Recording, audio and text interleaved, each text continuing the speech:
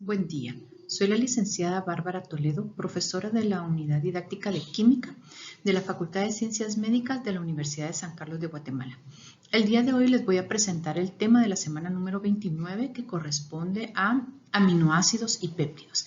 Este lo pueden encontrar en el capítulo 19 de su libro de texto. Sabemos bien que los bloques constructores de las proteínas. Sabemos que estas son las unidades monoméricas, podríamos decir, de lo que constituyen las proteínas. Se conocen más o menos unos 300 aminoácidos, sin embargo, solo 20 de ellos son los que se utilizan en la síntesis de las proteínas en el cuerpo humano. Algunos de estos pueden encontrarse en forma libre, disueltos en el protoplasma, o bien unidos covalentemente unos con otros mediante lo que conocemos como enlace peptídico. ¿Qué propiedades físicas podríamos mencionar? Podríamos decir entonces que los aminoácidos son sólidos, cristalinos, incoloros, no volátiles, con elevado puntos de fusión. Esto es más o menos hablar de más allá de 200 grados centígrados. Por lo tanto, podríamos decir que se comporta muy parecido a las sales inorgánicas. Por eso mismo también son entonces solubles en agua e insolubles en compuestos orgánicos o solventes apolares. Tienen actividad óptica y comportamiento anfótero, algo que vamos a terminar de explicar más adelante. ¿Qué estructura es la que tienen los aminoácidos? Como su mismo nombre nos lo está diciendo, tiene dos grupos funcionales. Vamos a ver que hay un átomo central, un carbono central, al cual se le denomina carbono alfa, y a este carbono alfa está unido precisamente el grupo amino y el grupo carboxilo. A este mismo carbono alfa también pueden estar unidos el hidrógeno o un hidrógeno y una cadena lateral llamada grupo R. Este grupo R o cadena lateral es la que le da y le confiere las propiedades únicas a cada aminoácido. Ese grupo R es el que identifica plenamente a cada uno de los 20 aminoácidos que mencionamos hace un momento. Entonces, si vemos acá la estructura, nos damos cuenta que el átomo central es el carbono, este carbono es el que estamos denominando carbono alfa, al cual están unidos 4 grupos diferentes. El grupo amino, que puede actuar o es un grupo básico, el grupo carboxilo, que es el grupo ácido, además está unido también el hidrógeno y el grupo R. Este grupo R, como les mencionaba, es el que hace la diferencia entre los 20 aminoácidos que más se utilizan en la síntesis de proteínas. Estos aminoácidos normalmente a pH fisiológico los encontramos con carga positiva por el extremo del grupo amino y con carga negativa por el extremo del grupo carboxilo. Entender esto nos va a servir para definir la otra propiedad que tienen los aminoácidos. Entonces, podríamos decir en conclusión que tenemos 18 aminoácidos que tienen un grupo R diferente. Hay un solo aminoácido que no tiene grupo R, que es el más pequeñito de todos, sino que aquí vamos a ver que tiene también un hidrógeno y este es la glicina. Y hay un solo aminoácido también que su cadena o grupo R se une con la cadena principal. Este es la prolina. Entonces ahí completamos los 20 aminoácidos para la síntesis proteica. Los aminoácidos normalmente se conocen por su nombre común. Este nombre común deriva regularmente por la fuente natural de donde se aislaron por primera vez estos compuestos. Sí existe obviamente el nombre UICPA para cada uno de ellos. Sin embargo, este es menos frecuente a la hora de nombrarlos. Por ejemplo, la asparagina se debe su nombre a que por primera vez se aisló del jugo de los espárragos. Otro ejemplo podríamos mencionar la glicina, que es un aminoácido presente en la gelatina que recibe su nombre porque tiene un sabor dulce. Entonces, como les mencionaba, normalmente los aminoácidos se conocen por su nombre común. ¿Cómo se clasifican? Estos los podemos clasificar de acuerdo a su cadena lateral, es decir, al grupo R que estábamos mencionando hace un momentito, y puede ser alifáticos, aromáticos, azufrados, hidroxilados, ácidos, básicos, polares, no polares, con grupo imino, como va a ser el caso de la arginina e histidina. El grupo imino es este que estamos viendo acá, un carbono doble enlace nitrógeno, donde el carbono pues obviamente tiene dos grupos R más y el nitrógeno también podría tener un grupo R conjunto, ¿no? Un grupo indol, que es este anillo policíclico, heterocíclico, es una amina heterocíclica y este está presente básicamente en el triptófano. Entonces veamos uno por uno. Alifáticos, como mencionaba, se refiere a que el grupo R es una cadena de carbonos, una cadena hidrocarbonada, como la que estamos viendo acá marcada en azul. Y aquí podríamos incluir entonces a la glicina, alanina, valina, leucina e isoleucina. Repitiendo, estos son aminoácidos alifáticos porque su grupo R está conformado únicamente por una cadena carbonada o una cadena hidrocarbonada. Aprovechando acá, vemos que la nomenclatura de los aminoácidos, como bien les decía, normalmente se utiliza la nomenclatura común o el nombre común. Sin embargo, también podemos encontrar, o es muy frecuentemente utilizado, la nomenclatura utilizando sigla de 3 letras o la sigla de una sola letra. La sigla de 3 letras es, sin embargo, la más utilizada. Aminoácidos hidroxilados. Esto es, como su nombre nos lo está diciendo, por la presencia del grupo hidroxilo, como por ejemplo podríamos mencionar a la serina y a la treonina, por el grupo hidroxilo presente en la cadena R o en la cadena lateral. Los azufrados, como por ejemplo la cisteína y la metionina. La cisteína, que tiene un grupo mercaptano como un tiol, ¿verdad? Y la metionina, que tiene un azufre en medio de 2 carbonos, esto es similar a un tioéter.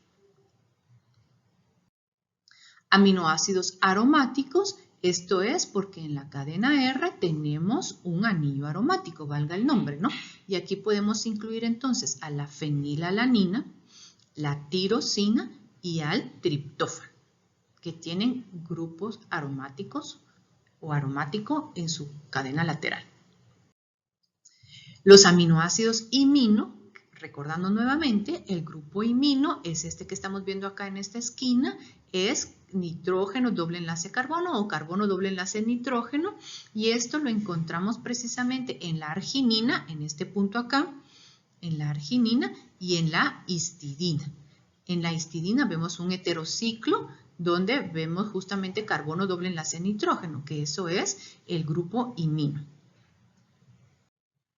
Aminoácidos indol, el único en esta clasificación es el triptófano porque tiene presente en el grupo lateral precisamente el anillo como el indol, que es, dijimos, un heterociclo de dos anillos presente justamente en la cadena del triptófano. Bueno, por otro lado vemos que una nomenclatura bastante común y que puede llegar a incluir a todos los anteriores que mencionamos específicamente dentro de una clasificación sería esta. Clasificar los aminoácidos como apolares, polares, ácidos y básicos. Apolares son o serían aquellos que tienen un grupo R que no es capaz de formar puentes de hidrógeno.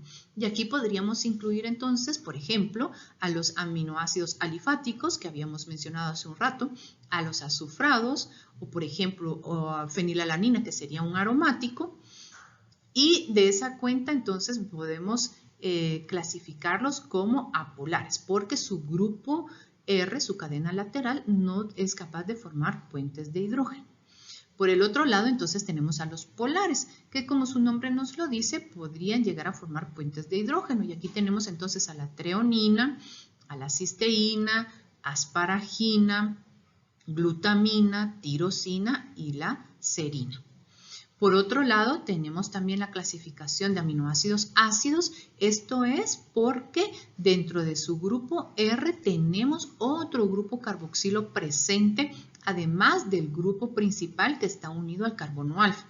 Y en este caso hablamos del ácido aspartico y del ácido glutámico. que tienen grupo carboxilo adicional. Y los aminoácidos básicos serían entonces porque en la cadena lateral R tienen otros grupos amino, diferente obviamente al que está unido al carbono alfa. Entonces aquí tenemos a la lisina, arginina e histidina. Entonces, esa sería la clasificación de acuerdo al grupo lateral R. Otra clasificación que podríamos hacer con respecto a los aminoácidos es según su requerimiento. Se les clasifica en esenciales y no esenciales. Esencial se refiere a que nuestro organismo no los puede sintetizar por sus propios medios. Por lo tanto, es necesario incluirlos en la dieta. Aquí podemos hablar de valina, leucina, metionina, histidina, isoleucina, fenilalanina, lisina, treonina, triptófano. Para los niños también son aminoácidos esenciales la arginina, cisteína y la tirosina. Una mnemotécnica que es bastante útil para lograr aprenderse quiénes son aminoácidos esenciales podría ser esta que estamos viendo acá. Dice vale, me hizo feliz, tre, tri. Iso con H. Entonces veamos. Vale de valina. De valina. Le de leucina. M de metionina o me de metionina. Is, histidina. Iso, isoleucina. Fe, fenilalanina. Lis de lisina. Y tre de treonina y tri de triptófano. Entonces ahí tenemos una mnemotécnica relativamente fácil para lograr identificarlos. Vale, me hizo feliz, tre, tri. Y por otro lado, entonces todo el resto serían no esenciales. Eso significa que el organismo sí tiene formas de sintetizar. Podríamos incluir, por ejemplo, a la alanina, asparagina, cisteína, glicina, serina, tirosina, etc. Para complementar esto, podrían leer La química en la salud, que aparece en la página 704 de su libro de texto. Ahora bien, otra característica que tienen los aminoácidos es que funcionan o actúan como anfolitos. Recordemos que un anfolito o una sustancia anfótera es aquella que puede actuar como ácido o como base.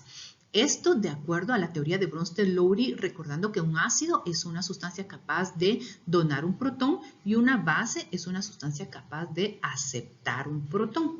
Justamente los aminoácidos están formados por dos grupos, ¿verdad? Dijimos el grupo amino y el grupo carboxilo, que cada uno puede actuar entonces o es, dicho sea de paso, es un ácido y es una base respectivamente.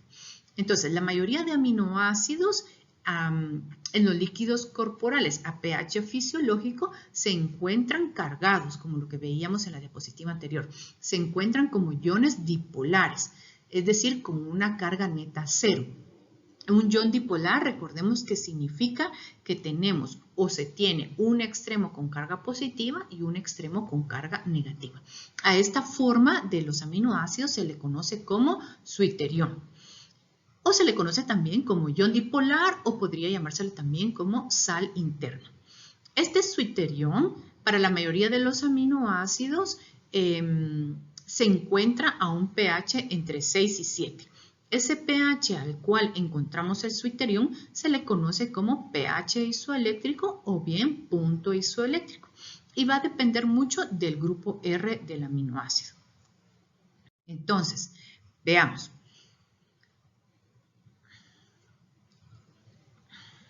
Si tenemos el aminoácido en una solución ácida, es decir, donde hay abundancia de protones, vamos a encontrarlo en su forma catiónica, es decir, con una carga positiva.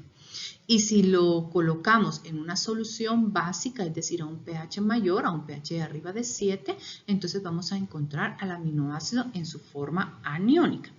Pero veamos esto en una ecuación para terminarlo de entender. Decía, suiterión es el aminoácido en forma dipolar, es decir, que tiene una carga positiva por un extremo y una carga negativa por el otro extremo. Habíamos dicho que esto se genera debido a que el aminoácido tiene justamente dos grupos funcionales.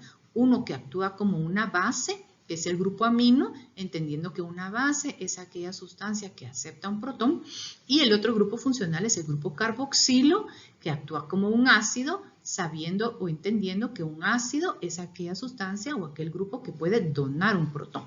Entonces, el suiterión, como mencionaba, lo podemos encontrar a un pH más o menos entre 6 y 7. Ambos tienen una carga. El grupo amino tiene un hidrógeno de más y por eso tiene una carga positiva, y el grupo carboxilo ha donado su protón y por eso tiene una carga negativa.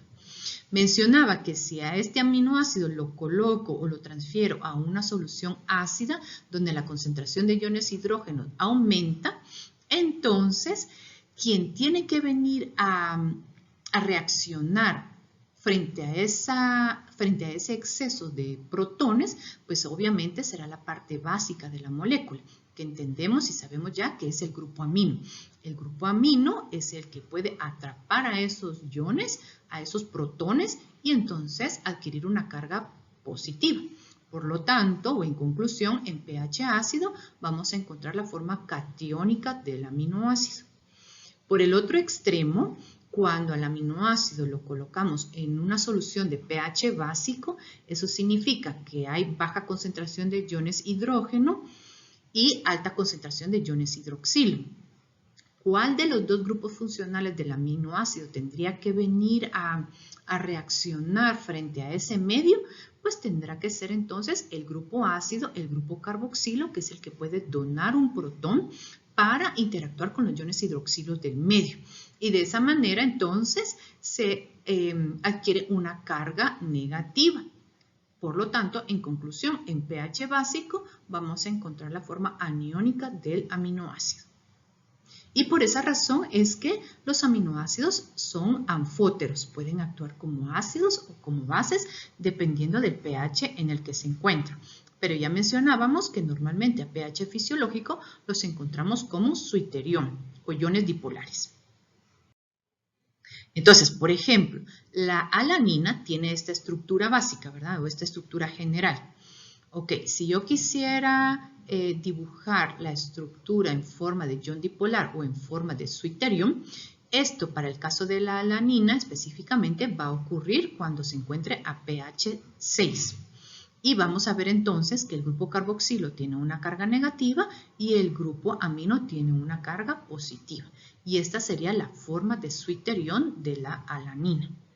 Si quisiera encontrarme con la forma catiónica de la alanina, pues entonces tengo que colocarlo en pH ácido, donde mencionaba que hay abundancia de protones, por lo tanto el grupo amino puede atraparlos y adquirir una carga positiva. Y esta entonces sería la forma catiónica del aminoácido. Por el otro lado, si quiero buscar o encontrarme con la forma aniónica del aminoácido, pues entonces tendré que colocarlo en un medio básico. En el medio básico hay abundancia o hay mayor concentración de iones hidroxilo.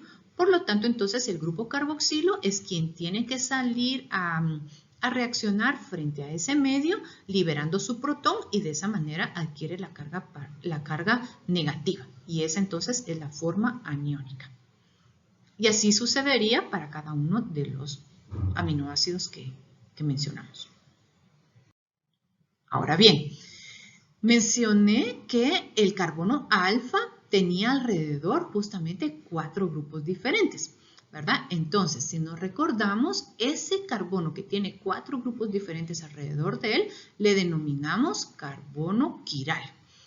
Por lo tanto, los aminoácidos presentan isomería óptica. Porque si se recuerdan, habíamos mencionado antes que para que haya isomería óptica o para que una molécula presente isomería óptica debe de tener por lo menos un carbono quiral presente, que es el caso de los aminoácidos. El carbono alfa es un carbono quiral, por lo tanto entonces los aminoácidos son ópticamente activos. Por eso mismo los aminoácidos van a presentar imágenes especulares no superponibles, o dicho en otra forma, los aminoácidos son enantiómeros y los vamos a encontrar con su configuración D y configuración L. Esto se refiere a la posición del grupo amino. la posición del grupo amino en el carbono alfa, si la encontramos del lado derecho, entonces estamos frente al D aminoácido. Y si lo encontramos del lado izquierdo, entonces estamos frente al L aminoácido. Dicho sea de paso, en este punto, los aminoácidos de importancia biológica o los que forman parte de los péptidos y proteínas, todos ellos son de configuración L, es decir, el grupo amino en el carbono alfa colocado del lado izquierdo. Ahora bien, los aminoácidos mencionábamos que pueden estar libres en el protoplasma o en su mayor parte unidos unos con otros para ir formando lo que son los péptidos y las proteínas. Esa unión se hace a través del enlace peptídico. Entonces veamos cómo es que se forma el enlace peptídico.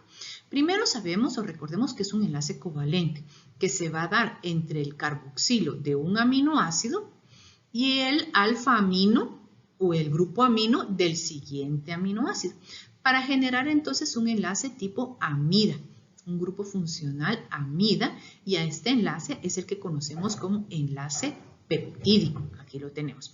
Entonces, repitiendo, vamos a tener un primer aminoácido que va a reaccionar de su grupo carboxilo.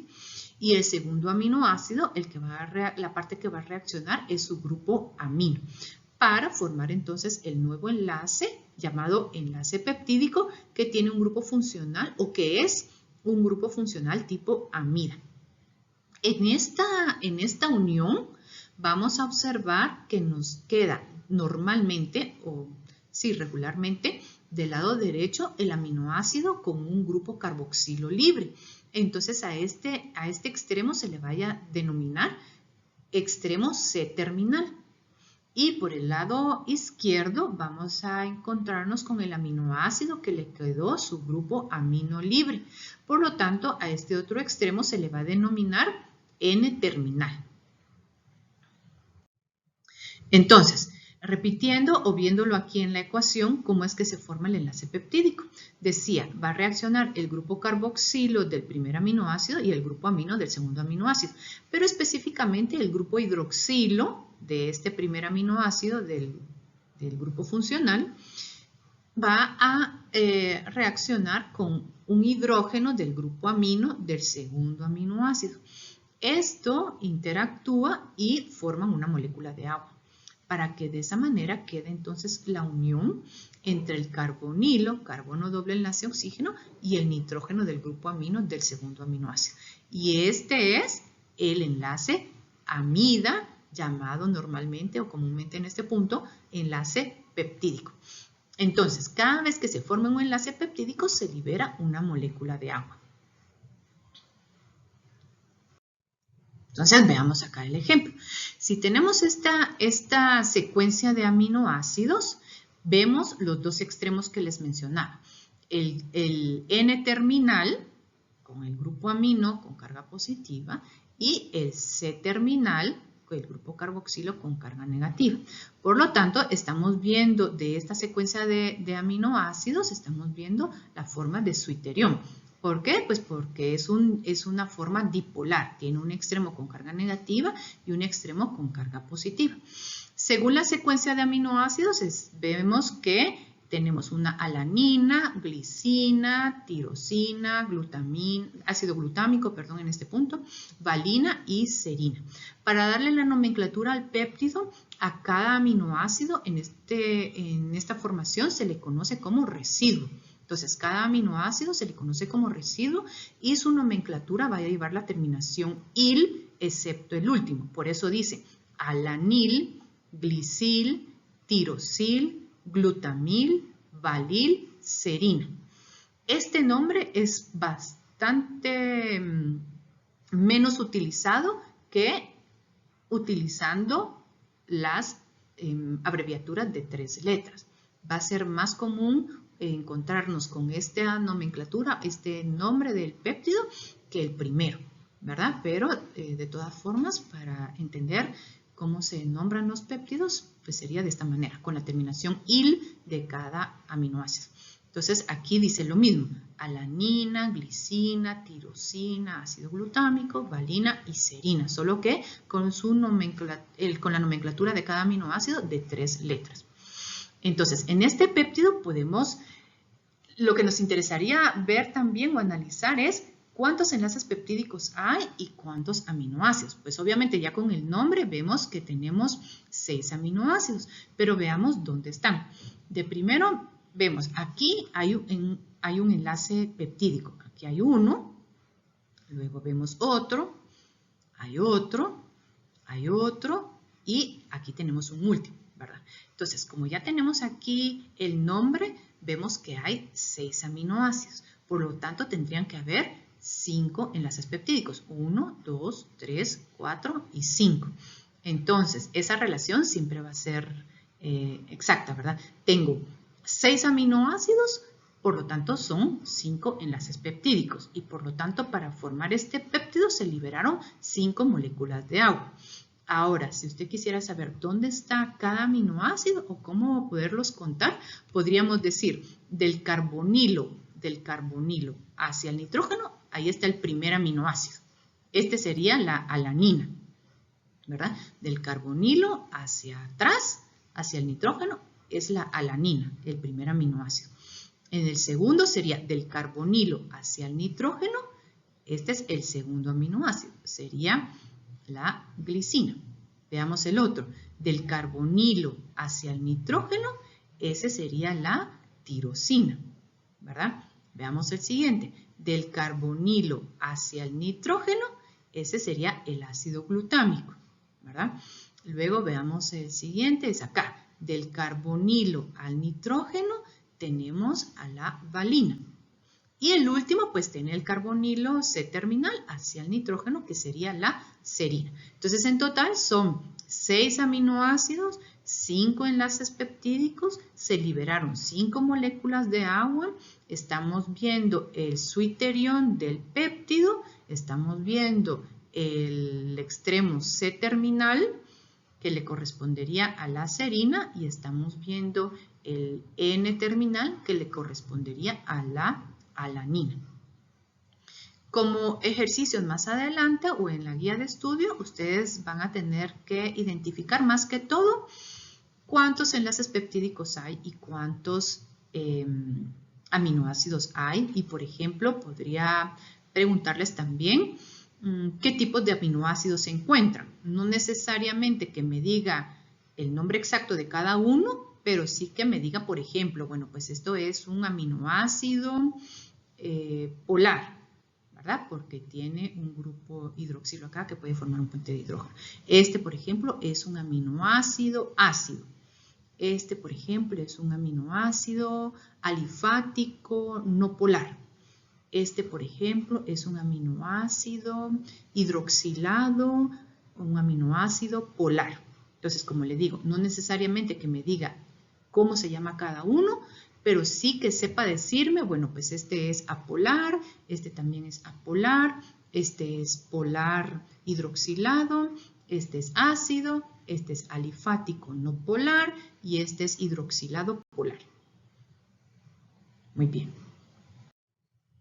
Okay. Ahora, ¿qué péptidos podríamos mencionar que tienen importancia biológica?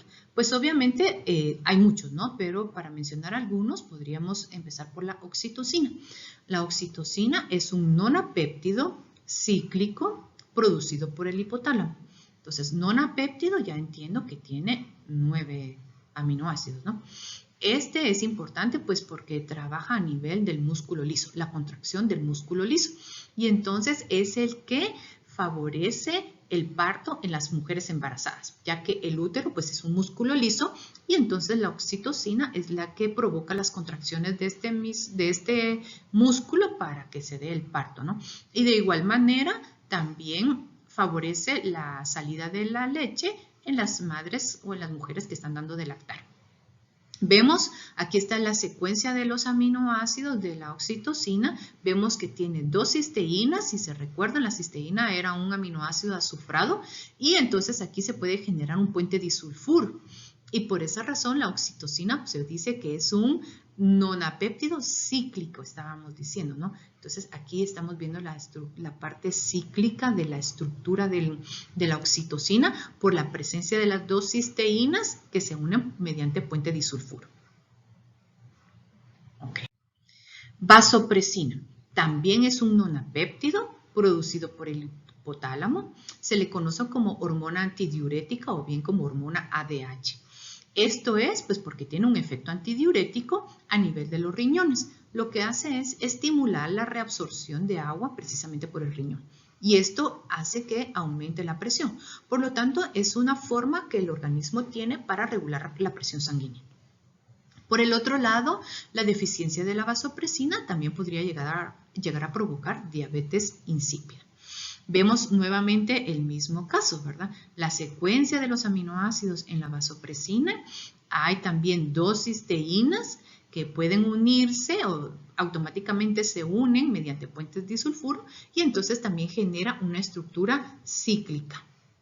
Acá, una estructura cíclica. La vasopresina. El glutatión. El glutatión es un tripéptido muy importante. Está formado por el ácido glutámico, por la cisteína y la glicina. Dese cuenta, ya habíamos mencionado que la mayoría de aminoácidos presentes en los péptidos y en las proteínas son de configuración L. Y aquí está escrito, ¿no? Dice ácido L-glutámico, L-cisteína y aquí obviamente que tendría que decir también L-glicina. Pero bueno, entonces el glutatión es esta secuencia de 3 aminoácidos. Ya dijimos, si hay 3 aminoácidos, automáticamente entiendo que hay 2 enlaces peptídicos, ¿verdad? Y les mencionaba que es una molécula muy importante porque es el mayor antioxidante endógeno que se conoce. Eso significa que ayuda a proteger las células de los radicales libres y los peróxidos, por eso es tan importante. Además que también fortalece el sistema inmunológico. ¿Y dónde podemos encontrar o cómo podemos adquirir este glutatión? Pues con todos los alimentos que consumimos diariamente, ¿verdad? Por ejemplo, brócoli, cebollas, berro, canela, espinacas, bruselas, no sé qué tanto comen bruselas, pero también está presente en las bruselas. Melón, nueces, aguacate, naranja, pollo, duraznos, pomelo. Pomelo son las toronjas. Entonces, en prácticamente los alimentos de consumo diario encontramos glutatión. Entonces, dicho sea de paso también, es buena idea tener una dieta balanceada. Bueno, pues prácticamente con esto concluimos lo que corresponde a la explicación de la semana 29 al respecto de aminoácidos y péptidos. Recuerden, el camino al éxito es la actitud. Entonces, siga estudiando, siga trabajando, haga sus tareas, pregunte si no entiende y nos vemos en una próxima.